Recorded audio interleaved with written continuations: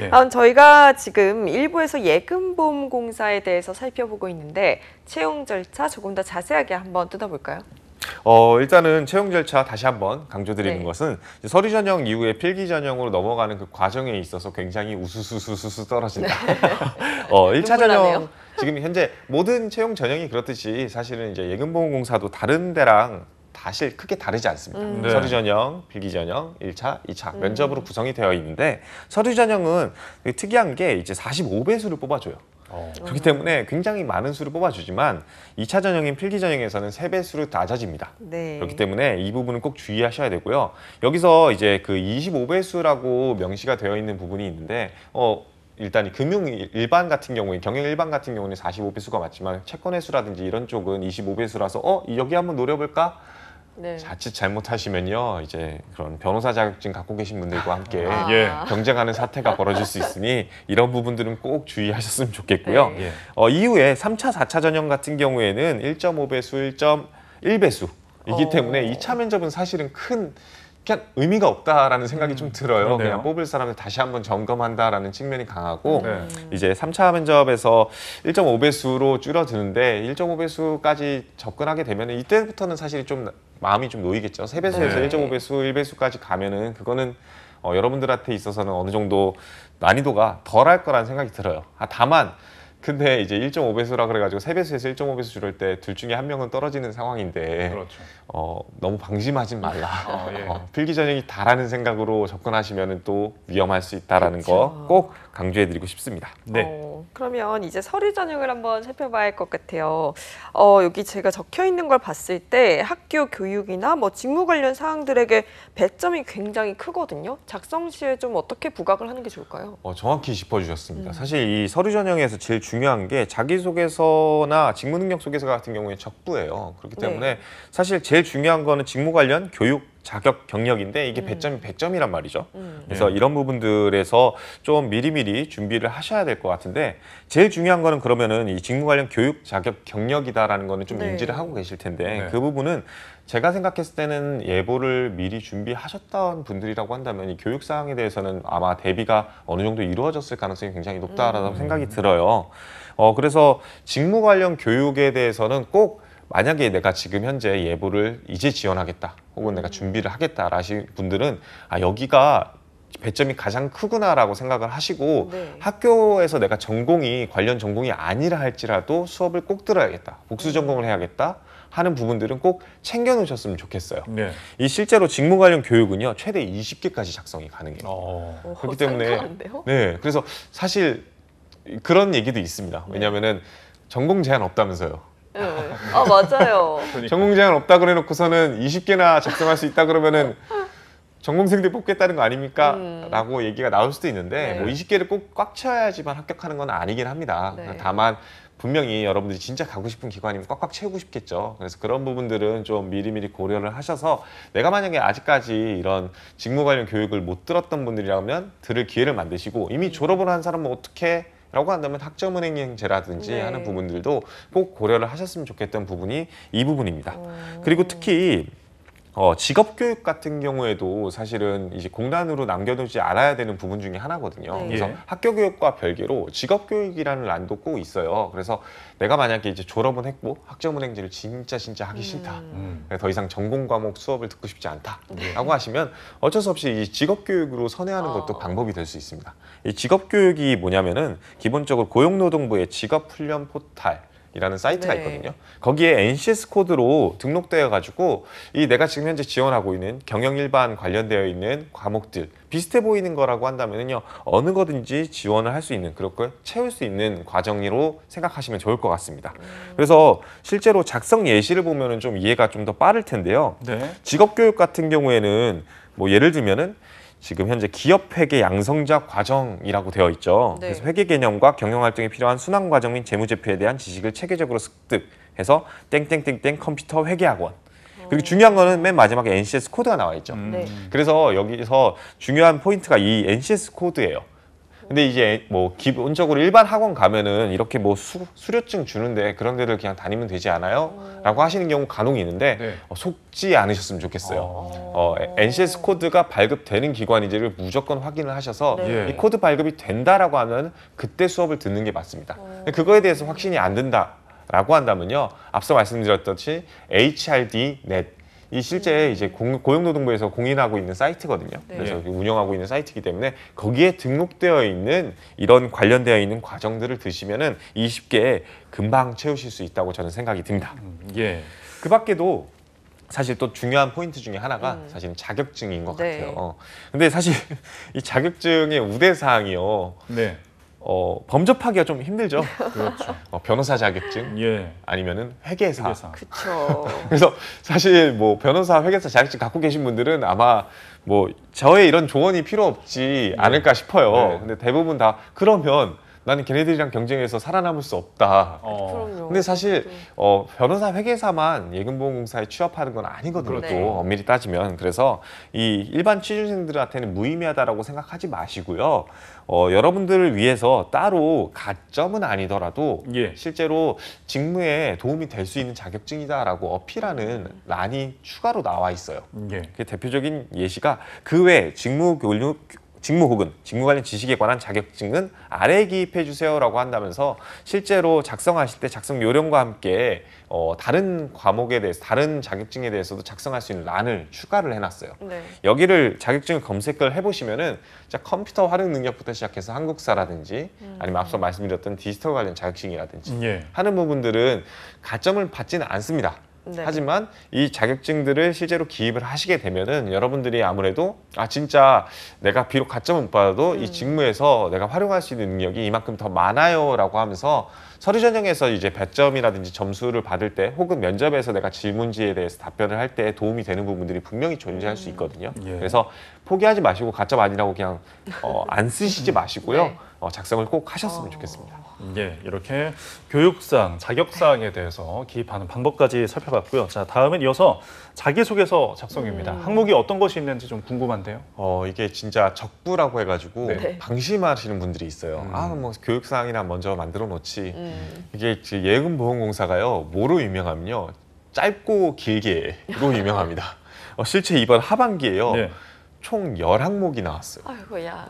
근데 물론 이제 IT나 일반 모두 동일하기 때문에 미리 작성하시면 도움이 되는 부분들이 없잖아 있고 네. 네. 그리고 최대 500자까지밖에 안 됐기 때문에 부담감이 적은 건 사실이에요. 예. 근데 그럼에도 불구하고 이 10개나 되는 항목을요 미리 보지 않으시면요 시간에 이게 왜냐면 같은 경험을 계속해서 반복해서 쓸 수는 없으니까 그래서 그런 부분들은 미리미리 작성하면 좋다라는 거 꼭 인지하셨으면 좋겠습니다. 근데 예. 제가 지금 어떤 내용들이 있나 한번 항목들을 살펴봤더니 1번이랑 2번이 그냥 지원 동기인 것 같은데 좀 차이점이 있을까요? 네, 맞습니다. 지금 현재 1번 항목 같은 경우에는 지원자가 회사를 선택할 때 지원할 시 가장 중요하게 생각하는 기준이 무엇이고 공사가 그 기준을 충족한다고 생각하는 이유가 무엇인지에 대해 서술하는 항목이면 2번 같은 경우에는 1번의 기준을 충족하는 여러 회사가 있을 텐데 왜 굳이 그 기준을 네. 우리 회사에 적용하는가?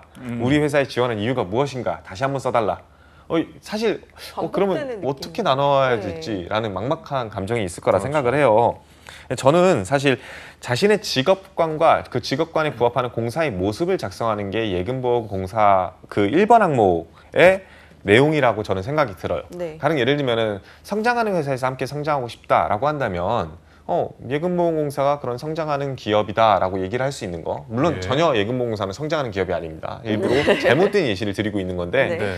이 성장하는 회사가 함께 성장하고서 내가 그런 것들이 직업관이다라고 하면 예금보험공사가 그런 직업관에 부합하는 부분이 있다라고 한다면 사실 잘 생각해 보면 그런 성장하는 회사들은 삼성도 성장하고 있고 그쵸. LG도 성장하고 있고 여러 가지 성장하고 있는데 왜 굳이 그 많고 많은 성장하는 회사들 중에 다시 한번 예금보험공사가 가장 선택하고 싶은 곳인지를 다시 한번 작성해 주는 게 2번 항목이다라고 생각하시면 좋을 것 같아요.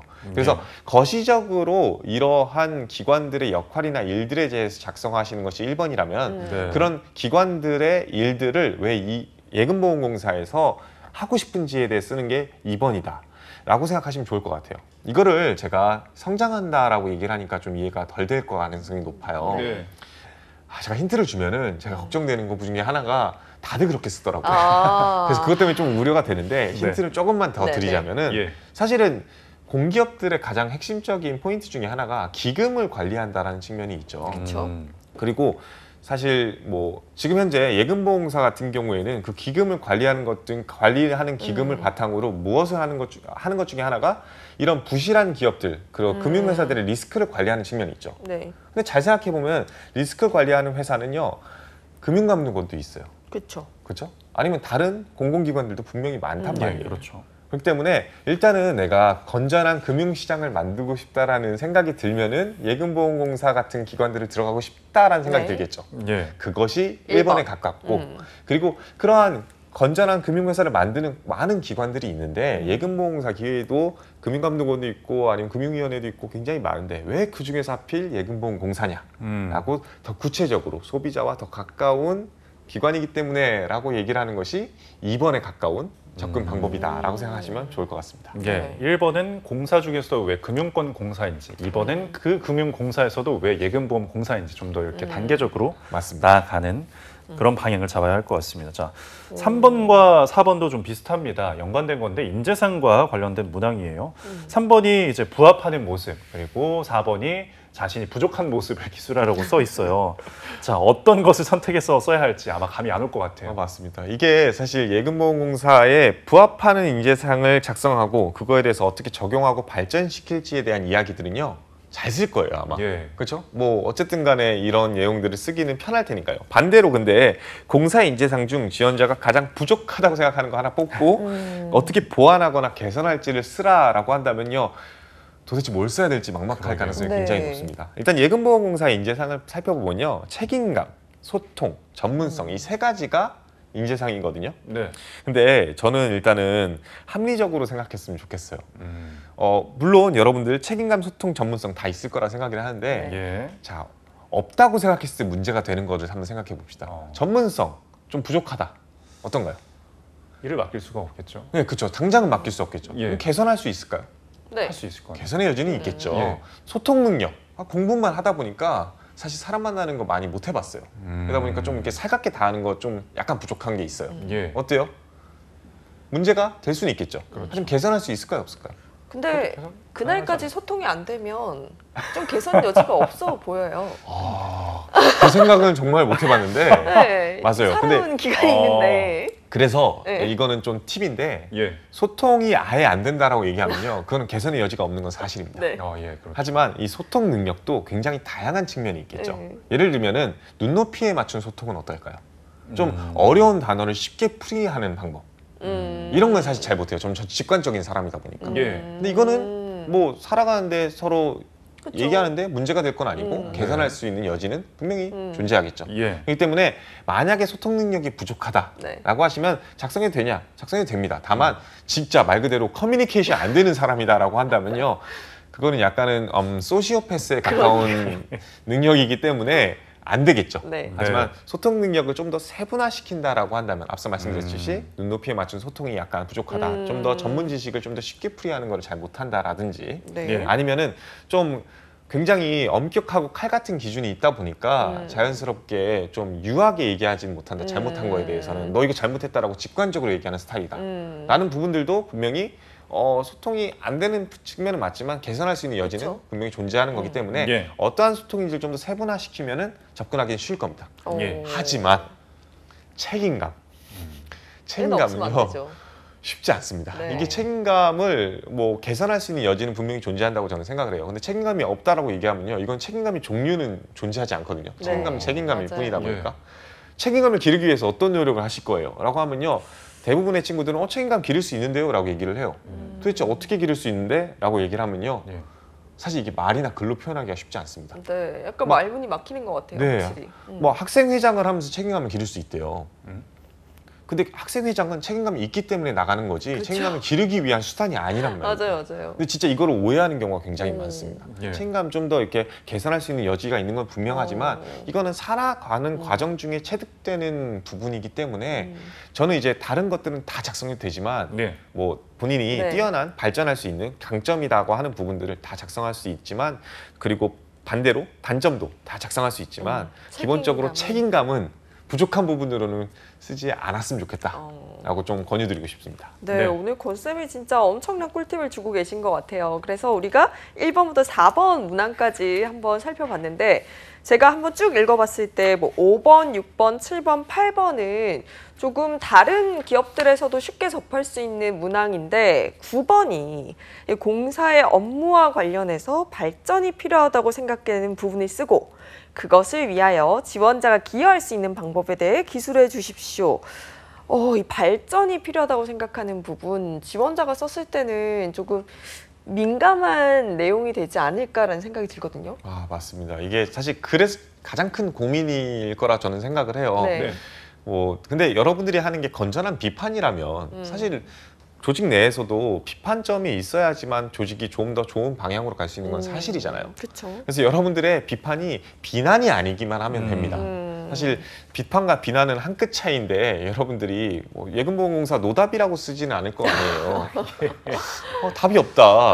그럼. 이렇게 해가지고는 어떻게 금융위기를 벗어나냐. 네. 이렇게 해서 안 된다. 예. 라고 쓰면은 그거는 이제 떨어질 만한 애초에 네. 지원을 하지 말았어요. 왜 그렇죠. 지원했는지 맞아, 맞아. 모르는 상황이 될 수 있기 예. 때문에 근데 저는 당연하게 아주 99.99% 확신하는데 그렇게 쓸 사람은 없다고 생각이 네. 들어요. 예. 그렇기 때문에 여러분들 일단은 너무 걱정하지 않으셨으면 좋겠어요. 엄밀히 따지면 지난 몇십 년 동안 이제 그 대한민국의 금융 위기를 극복해 나가면서 다시금 건전한 시장으로 만들어간 거의 중추 역할로서 예금보험공사가 분명히 존재했거든요. 그렇죠. 그렇기 때문에 어느 정도 체계나 프로세스 그리고 그 안에서의 많은 수단들은요 잘 자리 잡혔을 가능성이 굉장히 높습니다. 이 때문에 굳이 비난과 비판이라는 생각 때문에 여러분들이 너무 고민을 안 하셨으면 좋겠어요. 다만 분명한 것은 지금 잘하고 있음에도 불구하고 네. 좀 더 나아질 방향이 있다라고 얘기를 하는 건요 충분히 그럴 수 있잖아요. 그렇죠. 왜냐하면은 시대는 계속 변하고요. 금융 상품도 굉장히 다양해지고 금융 회사들의 종류도 굉장히 많아지거든요. 뭐 대표적인 예시로 불과 10년 전까지만 해도 인터넷 은행이라는 건 생각해 볼 수도 없었거든요. 그렇죠. 맞아요. 근데 체계가 바뀌고 변화하고 사회가 변하다 보니까 예금보험공사가 함께 아우러야 되는 기관 중에 한 군데는 디지털 은행도 생기고 시작했습니다. 예.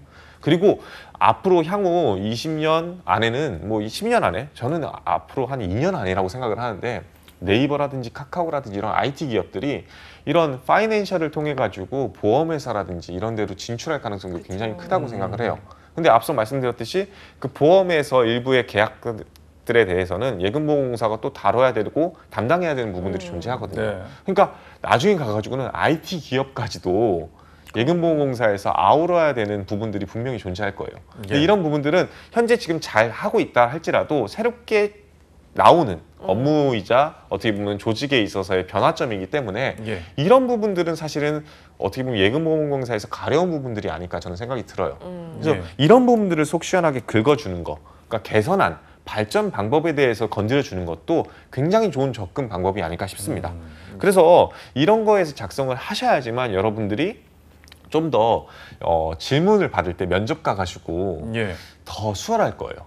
그래서 그런 부분을 좀 고려하셨으면 좋겠고요. 두 번째는요, 사실은 너무 멀리서 찾지 마라라고 얘기를 하고 싶어요. 그러니까 제가 이제 지금 현재 많은 지금 예시들을 경영의 일반에서 지금 예시를 들고 있는데 사실 여러분들이 이 지금 자기소개서를 작성한 내용이 기반이 돼서 면접 전형을 그렇게 겪을 가능성이 굉장히 많습니다. 네. 근데 내 직무에 관련되지 않은 내용들을 작성하면 어떨까요? 뭐 가령 예를 들면은 경영 일반에서 갑자기 채권 회수에 대한 혹은 뭐 다른 부분들에 대해서 법학적인 부분들에 대한 업무 프로세스의 문제점에 대해서 지적을 한다라고 한다면요, 이렇게 지식이 많고 이거에 대한 관심이 많은데 왜 여기 지원했냐? 라는 질문이 충분히 나올 수 네. 있는 여지가 분명히 있습니다. 그렇기 때문에 여러분들 꼭 제 생각에는 직무에 대한 관심도를 어필할 수 있는 방법 중에 하나가 될 수 있는 만큼 직무와 연관되어 있는 그런 범위 내에서 이 해답을 찾으셨으면 좋겠습니다.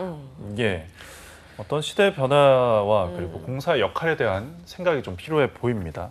자, 앞서 이제 필기 시험을 언급을 해주셨을 때 굉장히 어렵다라고 해주셨고요. 뭐 사탕수수 털듯이 수수 우수수 떨어질 수 있다라는 그런 예상이 되는 곳인데 필기 시험 난이도 역시 상당히 어려울까요? 매우 어려울 수밖에 없다라는 네. 얘기를 일단은 먼저 드리겠습니다. 뭐 난이도가 있어야지 어떻게 보면은 맞아요. 당락이 좌우될 수 있겠죠. 그렇죠. 다들 100점 맞으면은 누구를 떨어뜨리고 누구를 합격시키냐에 대해서 굉장히 문제가 생길 수 있습니다. 그러다 보니까 여러분들 이 시험 필기 시험에 대해서는요 진짜 꾸준히 준비를 하셔야 되고요. 현재 지금 필기 시험 같은 경우에는 크게 생각해야 되는 거는 사실은 직업 기초 능력과 공통 과목이 일단 1차적인 건데 이 부분은 사실은 저는 그렇게 크게 걱정하지 않으셔도 될 거라는 생각이 들어요. 기본적으로 이제 점수의 배점도 작고 이 직무수행 수행평가 NCS 같은 경우에 지금 NCS 직업 기초 능력 같은 경우에는 범위도 굉장히 한정되어 있어요. 네. 시험 과목이 의사소통 능력, 문제 해결 능력, 정보 능력 정도에서 출제가 되어 있어요. 다른 데들 같은 경우에는 이게 지금 NCS 공통 10개 과목, 10개 영역을 다 출제하는 경우도 있는데 네. 그렇게까지 하지 않고 있고 문항도 60문항에 시간도 45분 그리고 또 객관식이에요. 그러다 보니까 이거는 배경 지식을 요하지 않는 범위이기 때문에 많은 노력들을 요하지 않고 여러분들이 꾸준히 NCS에 대한 이해도와 그리고 좀 더 시간 관리하는 능력을 배양한다고 한다면 여기선 충분히 점수를 획득할 수 있을 거라 생각합니다. 또한 공통 과목 같은 경우에도 마찬가지라 생각을 하는데 지금 현재 금융일반 같은 경우에는 회계 원리를 기본적으로 공통 과목으로 두고 있거든요. 네. 네. 그래서 지금 현재 25문항에 45분이란 말이에요. 그러니까 한 2분에 한 골씩 볼 수 있는데 이 지금 공통 과목 같은 경우는 회계 원리, 그냥 진짜 기초 과목에 대한 이론을 시험을 보는 거예요. 네. 그러다 보니까 이 두 개, 직업 기초 능력과 공통 과목은요, 여러분들이 진짜 예보에 대한 관심 혹은 공기업들 중에서 전공 과목이 경영인 곳 아니면 공통 전공을 갖고 있는 곳들에 지원을 하시는 분들이라고 한다면 이 두 부분은 충분히 난이도가 높다 할지라도 극복할 수 있는 부분이라고 저는 생각이 듭니다. 예. 하지만 중요한 건 뭐예요? 여기 두 개의 배점이 50, 50밖에 안 된다는 거. 달라. 당락은 결국엔 직무수행 능력 평가, 객관식, 주관식, 논술 모두를 보고 있는 이 네. 부분에서 당락이 좌우될 것이다라는 거. 그래서 경영일반, 금융일반 같은 경우는 경영학, 회수조사 같은 경우에는 법학, IT 같은 경우에는 전산학 공부를 진짜 열심히 하셔야 된다라는 얘기를 꼭 다시 한번 드리겠습니다. 예. 혹시 이런 문제를 좀 살펴볼 수 있는 곳이 있을까요?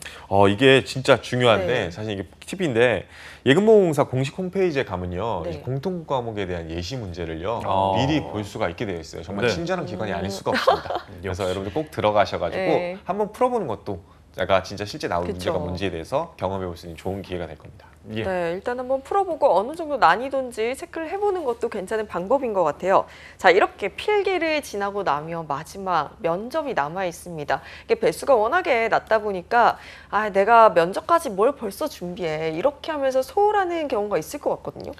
일단은 소홀하라고 얘기를 하겠습니다. 아, 네. 왜냐면 사실 제가 이걸 빼먹고 말을 안 드렸는데 네. 이 필기 시험이 그냥 필기 시험 통과하면 다시 제로 베이스에서 시험을 보는 게 아니라 예금보험공사 같은 경우에는 1차 면접과 2차 면접에서 필기 점수가 들어가요. 예. 각각 면접 전형에서 30%의 배점이 네. 존재합니다. 그러니까 다 기승전 필기라는 생각이 없잖아 들 수밖에 필기를 없는. 일단 잘 봐야겠네요. 잘 봐야 된다. 그래야지 그게 면접 점수에도 영향을 미친다. 그래서 일단은 필기에 박차를 가하는 것은 사실이다라고 얘기를 하고 싶고 조금 소홀해도 된다라는 얘기가 들긴 합니다. 네. 하지만 그래도 70%나 배점이 존재하는 것은 분명한 사실이거든요. 그렇기 때문에 절대 뭐 방심하지는 않았으면 좋겠다라는 생각이 들고요. 1차 면접 같은 경우에는 실무진 면접, 2차 면접은 임원 면접으로 구성이 됩니다. 근데 이번에 지금 채용 공고를 살펴보면요. 직무 수행 능력 등의 인성 면접만 본다는 식으로 나와 있어요. 그래서 여기서 방심해가지고 그냥 인성 면접만 준비하는 케이스도 굉장히 많거든요. 근데 상반기 같은 경우에도 똑같이 공고가 나와 있었는데 네. 네, 아니었어요. 아니었습니다. 그래서 방심은 절대 금물이라는 게 네. 여기에 포인트가 있다고 저는 생각이 들어요. 상반기 같은 경우에는 1차 면접에서 토론 문제, 토론 면접, 그리고 PT 면접까지도 실제로 출제가 됐었습니다. 예. 제가 예시를 직접 가져왔는데 토론 면접 같은 경우에는 이제 진짜 토론이라기보다는 조별 토의 면접에 가까웠던 면접이다라고 네. 얘기를 하고 싶고요. 지정된 주제에 대해서 한 10분 정도 개인 검토 시간을 갖고 40분 정도 같이 다 함께 토의하는 시간을 가졌던 그런 면접 전형이고요. 뭐 5명에서 7명이 한 팀으로 구성이 되는 만큼 여러분들의 발언권이 굉장히 중요하겠죠. 한 사람당 5명이 한 팀이면은 40분간 토의를 한다라고 한다면 한 사람당 6분 정도 얘기를 한다. 라고 치면은 한 사람당 한 30초에서 40초 정도 얘기한다고 하면 개인당 한 발언권이 한 10번 정도 주어질 네. 수 있다라는 게 통계가 나오는데 어떤 친구는 한 5번밖에 얘기를 못하는 케이스도 존재했어요. 욕심이 많은 친구들이 한 20번 정도 얘기를 하다 보니까 네. 그분들이 사실 20번이나 얘기하게 되면요 좋지 않은 그런 모습이 보일 가능성이 되게 높지만 예. 근데 그렇다 할지라도 내가 5번 얘기하는 것도 굉장히 좋지 않은 결과를 나올 가능성이 높습니다. 주제 같은 경우에는 그렇게 어렵지는 않습니다. 고령 금융 소비자 보호 방안이라든지 금융권의 사회적 가치 실현 방안이라든지 하는 부분들로 출제가 되고 있으니까 너무 어렵다고 생각하지 마시고 이 토론 면접에서 어떻게 살아남을지에 대해서 고민을 좀 미리 하셨으면 좋겠고요.